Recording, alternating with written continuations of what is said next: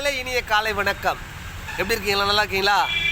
சூப்பரான இடத்துல, சூப்பரான வாய்ஸுகளை, சூப்பரான எண்ணத்தில் சூப்பராக உங்கள்கிட்ட பேசிகிட்ருக்குறேன். ரொம்ப ரொம்ப சந்தோஷம். வெயில் ரொம்ப இருக்குது. பெரியவங்களை வெளியே அனுப்பாதீங்க. வெயிலின் தாக்கத்தினால் அநேக மக்களுக்கு வெயிலின் சீற்றத்தினால் நிறைய பிரச்சனைகள் வருது. ஸோ அதை தடுக்கணுன்னா நிச்சயமாக மரம் வைங்க. மரம் என்பது நம்மளுடைய நாட்டுக்கு ரொம்ப தேவை. உங்கள் குழந்தைங்க மாஸ்க் போடாமல் நடக்கணுன்னா நீங்கள் மரம் வச்சே ஆகணும்.